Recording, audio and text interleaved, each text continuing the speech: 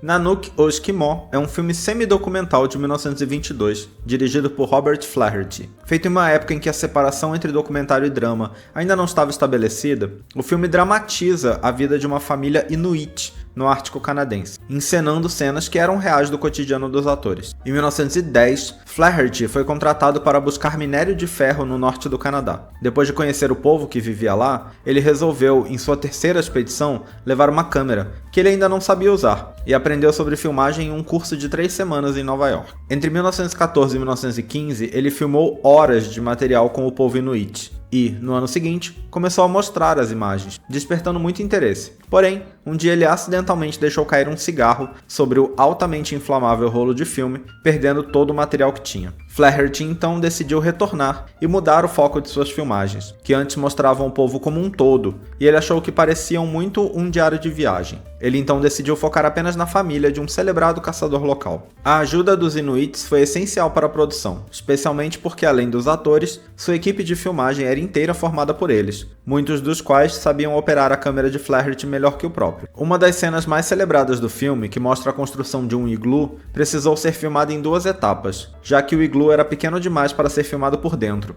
Então um segundo iglu foi construído, com apenas 3 paredes, para fazer a representação no interior. O filme foi frequentemente criticado por não ser suficientemente factual, já que a esposa de Nanook mostrada no filme não era realmente esposa dele. Também o ator que interpretava o personagem título costumava caçar com uma arma de fogo, mas o diretor pediu que para o filme ele fizesse como seus ancestrais faziam e usasse armas mais primitivas. Além disso, na vida real, o povo Inuit já vivia uma vida mais integrada na sociedade moderna do que o filme mostra, com essa exotização do povo sendo também criticada. Existe, por exemplo, uma cena em que Nanook vê um gramofone e não entende como funciona, mordendo o disco quando entregam a ele. Essa cena foi inteiramente feita para o filme e todos ali sabiam o que era um gramofone. Mesmo assim, por conta do seu retrato de um povo totalmente desconhecido pela maioria e suas filmagens em um local tão remoto, o filme acabou sendo um imenso sucesso e a prova de que um filme documental, mesmo que parcialmente, poderia ter sucesso comercial. Pois é, primeiro documentário que a gente tem aqui, né, eu acho. Eu acredito que é o primeiro, né? Com essa ressalva de que não é bem um documentário, mas pro entendimento da época foi, né, de algum jeito. Eu acho que é um filme... Eu acho assim, a problemática do filme, porque ele obviamente é problemático, a problemática do filme tá na exotização de um povo que não deveria ser visto de maneira exótica. Não é assim que você enxerga diferenças entre povos, tipo, pro outro ser exótico, de algum jeito significa que o seu é o normal, né? O que é bem problemático. Então, começa aí o problema, né? Dito isso, pensando para a época, é mostrar um povo que as pessoas não conheciam, né? E aí o problema acaba sendo não mostrar a realidade, porque, né, é aí que entra o problema de não mostrar a realidade, né? É porque o filme te diz que ele tá mostrando a realidade. O filme vende para você a ideia, tipo, olha, você não conhece, mas aqui nesse lugar remoto, muito pro norte, existe esse povo que vive desse jeito. Só que o povo não vive desse jeito.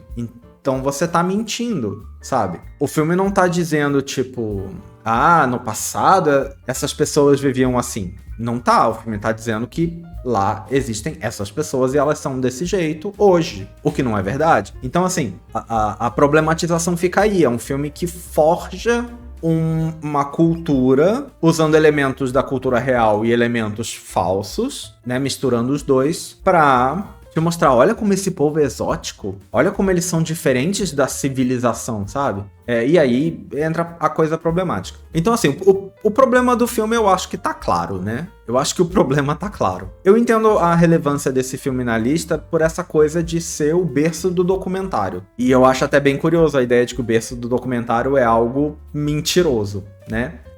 Tem um simbolismo aí, né? Tem um simbolismo aí em algum lugar se você parar pra olhar. Eu acho interessante o papel desse filme como berço do documentário. É engraçado que hoje a gente tem o conceito dos mockumentary, né? Os documentários intencionalmente falsos. E esse filme é quase isso, né? Então, o documentário falso meio que foi criado antes do documentário de verdade, de algum jeito, né? É que não chega ao ponto, né? Esse filme é um meio termo entre as duas coisas, né? É um filme que, assim, assistindo ele, é como se você estivesse vendo um programa do, sei lá, National Geographic, Discovery Channel. Esses que hoje se fazem com animais. Eu acho que é muito parecido com esses que se fazem hoje com animais. Mostrando, por exemplo, esses são, sei lá, os suricatos. E aí eles dão um nome pra cada suricato. Esse aqui é o suricato X. De manhã ele acorda e faz sei lá o quê. Ao longo do dia, ele sai pra caçar, sabe? Esse formato de coisas que a gente vê muito em documentários sobre animais hoje em dia é o formato do Nanook. É um formato que, até onde eu sei, o Nanook meio que inventou, assim. O Flaherty meio que inventou esse jeito de contar a história ali. O que é um mérito, se você for pensar que é algo que hoje ainda se usa, né? É uma linguagem cinematográfica que ainda se usa. Se usa pra coisas um pouco diferentes? Sim, mas se usa. Então, importância do filme tá aí, eu acho. Eu acho que a principal importância do filme tá aí. E assistir ele, a sensação é mais ou menos essa. Com a diferença que a narração tá em intertítulos, é um filme que, né, não tem muito diálogo, coisa assim, é mais você tá vendo uma cena e passa um texto te explicando a cena que você tá vendo, como se fosse a narração de fundo, sabe? As cenas, às vezes, são cenas de caça, porque, e eu entendo até que essa parte era real, eles realmente viviam essencialmente de caça, então tem sim cenas bastante gráficas deles matando uma foca, por exemplo, sei lá. Passa até um pouco aí no vídeo, né? A cena deles caçando uma foca. É a subsistência deles. E essa parte, até onde eu entendi, pelo que eu pesquisei, era real do povo. Realmente é assim que eles vivem. Por conta do frio, eles precisam de uma dieta extremamente calórica, né? Pra ter gordura pra sustentar, o corpo sustentar o frio, né? Pra ter energia pra gastar, pra sustentar, viver naquele frio e tal. Então, assim, tem coisas ali que não são, tipo... fizemos isso aqui de bobagem pra colocar no filme. Realmente faziam parte da vida deles. De jeitos um pouco diferente, como essa história de que ele caçava na vida real com uma arma de fogo, porque eles estavam integrados no resto da sociedade, na sociedade que era considerada moderna. Não havia essa separação toda que o filme mostra, né? O filme mostra eles como um povo, assim... Nunca viu a civilização, sabe? Praticamente. Não 100%, porque tem o Nanook vai vender pele de bichos que ele caçou, ele vende, tipo, na cidade urbana. Então, mesmo no filme já tem essa interação, é onde tem a cena do negócio do gramofone. Então, assim, tem essa coisa, né? De demonstrar eles mais alheios à vida moderna da época do que eles eram de verdade. Eles não eram. Saber que os próprios Inuit estavam ali operando a câmera, sabe? O filme é bem filmado, assim. Não é uma obra-prima de, sei lá, fotografia ou qualquer coisa do tipo. Mas, assim, sinceramente, a fotografia do filme é boa. As cenas são bem enquadradas, sabe? É tudo bem feito. Ok, assim, mas bem feito. E eram os próprios que estavam fazendo. Então, assim, claramente eles tinham conhecimento de tecnologia, sabe? Pra conseguir fazer uma coisa dessa. Ou, pelo menos, não era tão estranho que eles não conseguissem aprender ali com uma relativa facilidade. Então, essa é a parte falsa do filme, né? Essa coisa. Mas o resultado, tirando aí a problemática...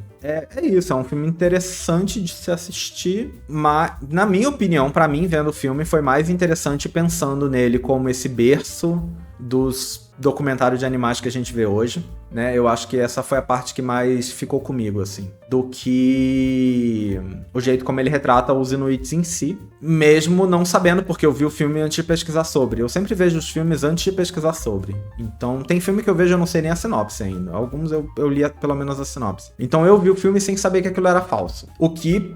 Assim, vamos pensar. É um filme de 1922. Eu sei que hoje o povo Inuit, obviamente, tá integrado na sociedade. O povo deve andar com celular, sabe? Tipo, hoje eu tenho uma ideia da minha cabeça, sem fonte, mas do que eu espero que acontece com um povo que... Eu ia dizer semi-isolado, mas eu não acho nem que eles devem viver isolados hoje. Mas mesmo que fosse um povo ainda semi-isolado, eu acho que o semi chega num ponto que eu imagino eles totalmente cientes de tudo que a gente tem, sabe? É o que eu espero de hoje. Agora, em 1922, eu não faço ideia. Eu não sei nem como é que as pessoas que viviam nas grandes capitais viviam em 1922, sabe? Então, pra gente pegar o filme hoje e assistir, sem você saber que é um documentário mentiroso, você acredita. Porque eu não faço ideia de como que eles viviam em 1922, sabe? Então, fica essa coisa. É um filme que consegue enganar a gente mesmo hoje, sabe? Se você assistir sem a informação. isso é bom ou ruim? Eu acho que é mais ruim do que bom,